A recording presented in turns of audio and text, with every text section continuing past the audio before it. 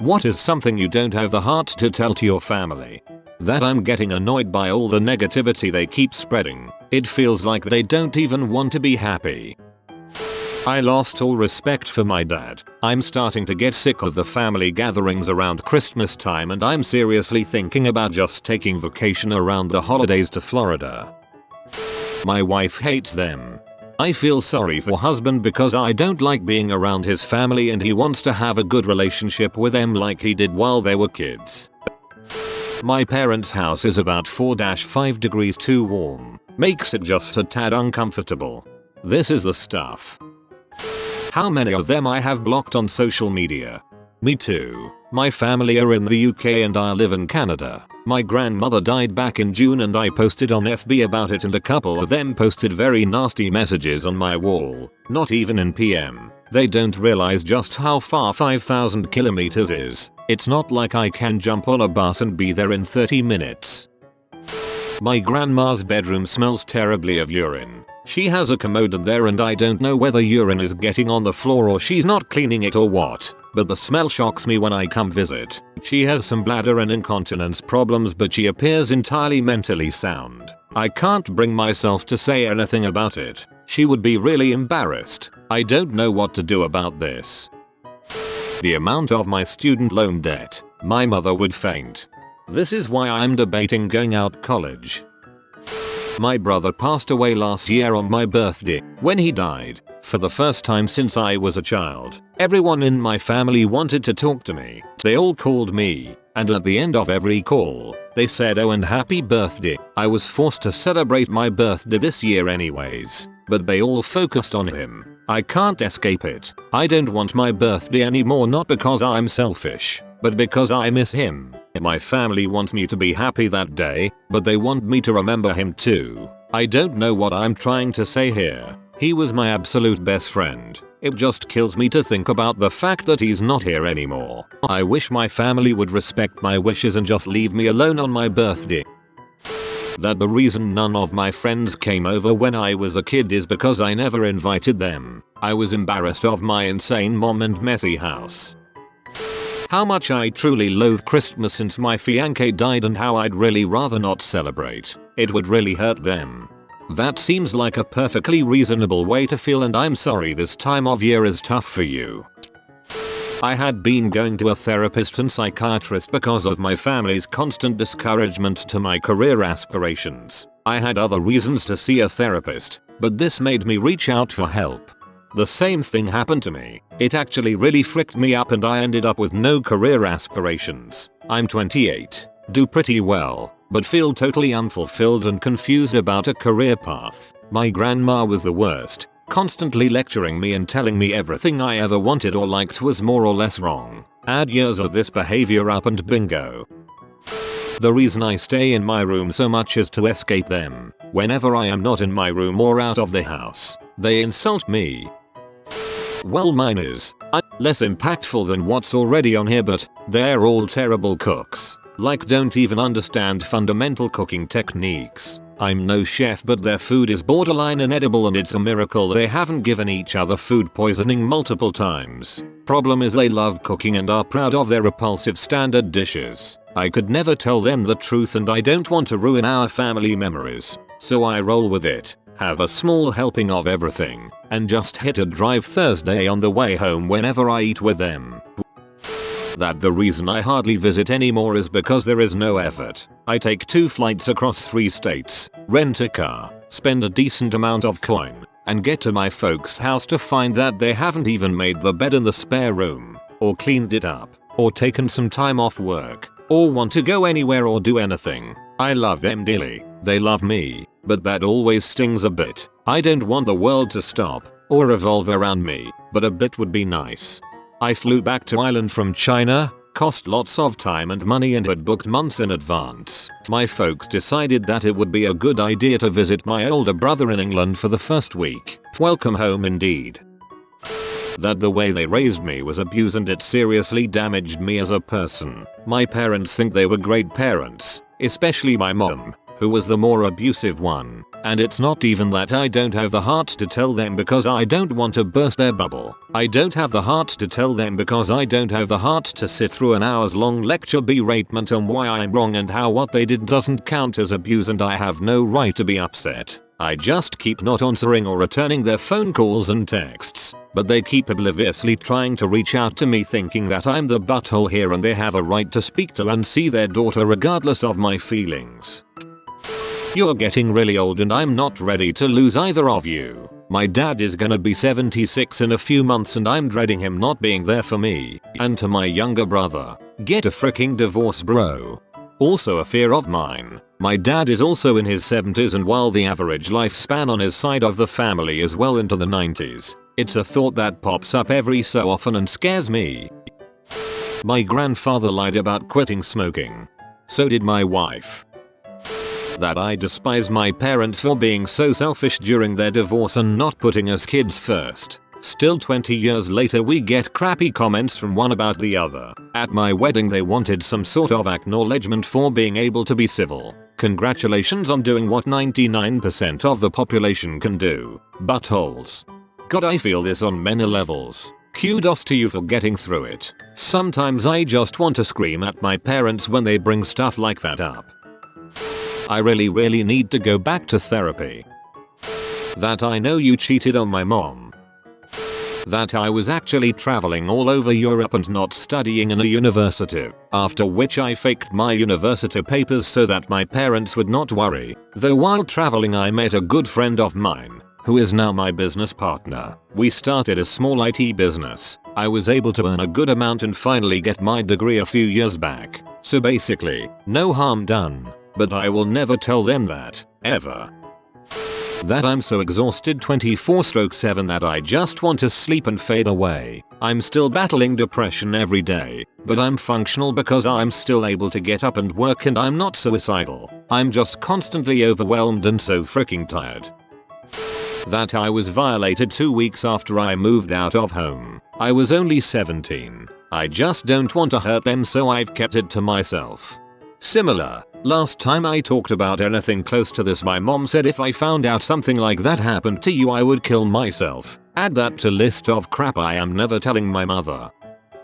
If I didn't meet my so when I did I would probably be dead by now. ETA. I'm sorry for everyone that was in a similar or worse situation that I was in. I'm really glad though that every single one of us is alive and either in a good place or working on getting there. As another commentator said, therapy is really important for self-growth. I encourage everyone to do it if they have the means to. Thank you for sharing your stories with me. Same here. That man kept me off the street when I got sick and had no insurance and couldn't maintain my scholarships. My parents thought I was lazy and needed to learn to support myself. I have cancer. Probably the same kind that killed my mother's parents and is killing her brother. Not curable. It won't start to show for a while. And I want to enjoy what time I have left. Thing is, and here's a bonus relevant to the initial question, I wanted to enjoy most of it without them. Yeah, don't tell them until you have to then. Cancer has a way of making everyone want to be around you to show support. It is also okay to not want that support. That my husband and I are divorced. I moved out a year ago. He and I can't bring ourselves to tell our families because we don't want to hurt them and we don't want to talk about it. After 16 years, we don't want to upset the families. Mine and his family spend all of the holidays together at either his or my parents' house. We still do the holidays together because we don't want to talk to them about it. Our parents are up there in ages, so that's that.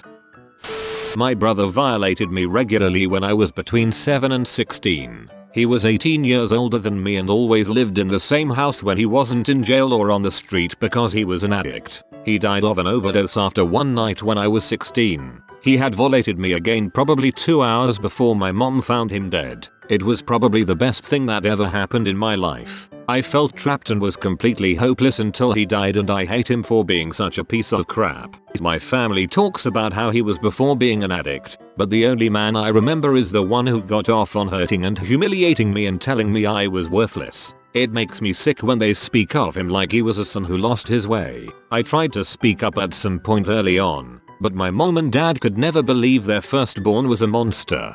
That is messed up. I don't think it's bad to say that you are happy he is gone. Stay strong. My meds aren't for casual anxiety, they're for acute PTSD. I'm seeing a therapist. I've been hiding my episodes and passing them off as school jitters for half a year. You're brave for getting help and I'm sorry you have to hold this secret. Hope you can find some peace and calm in this season.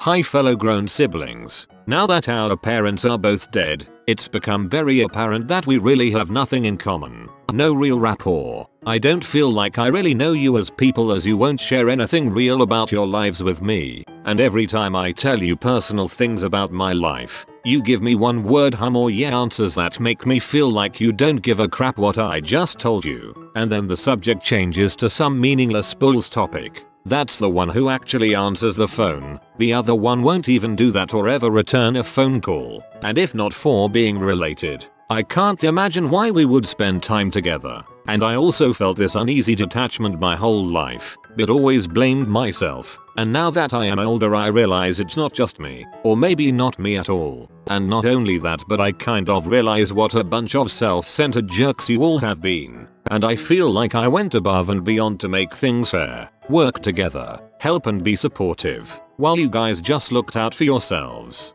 And that hurts. It all hurts. And it hurts to realize now that I am an adult. I never knew better. I always just thought it was something I did. And I see how that set me up in life to be a people pleaser and a doormat. Always trying to be a little more supportive. Give a little more. While you all just looked out for yourselves. Thanks buttholes. Your sibling. Yet being an ex-Mormon in Utah is a bit frustrating. That favoriting your eldest child definitely impacts the two younger kids in the family and we can all see it. Small progress is still progress and showering the oldest in it for every little thing they do while me and my sister get slated for any tiny progress we do is ripping the family apart. That I love them so goddamn much. But I drove them away and I went out to live on my own and I just miss them every freaking day. It's never too late to reach out. I wish everyone just bought one sentimental and well thought out gift for each other and save our time and money for things that matter like helping each other with doctor bills from extreme health problems, or other enormous bankrupting disasters, or large donations for the poor, or sending money to places that were crushed by hurricanes, or donation to our local community, or even saving money for ourselves when that's not needed and improving our families' lives. Instead we spend thousands on bulls and stress ourselves out, turning what should be an honest and exciting time for friends and family into some materialistic contest where everyone is anxious that they didn't buy enough or spend enough. I don't love them. Not one bit. I had a miserable childhood and if I could choose to I would never see them again. You don't have to see them ever again if you don't want to. I was gonna say that I feel really lonely and that I blame them for my inability to function as a social human being, but reading though the thread makes my problems really dull and not worth sharing in comparison. Your problems are as valid as everyone's else. It is how you feel and if it makes you feel better you should share it. That my childhood did affect me negatively. I just don't see the point in bringing up something that I don't feel can be changed and or help anything. That I'm questioning whether or not I still believe in God. My family, hyper Southern Baptist, found out I was an atheist through my EXS texts when her parents stole her phone and saw her and I were exchanging explicit messages. My dad eats popcorn too loud at the movies. Stop digging in the bag. Stop shaking the bag before every handful. That I am 21 and no longer a child, but I am sure that half the world has to deal with this struggle. I'm 58 years old and people are still telling me what to do. It never ends. I no longer want to be a part of my family. Not suicide, more like denouncing. I don't want to talk it.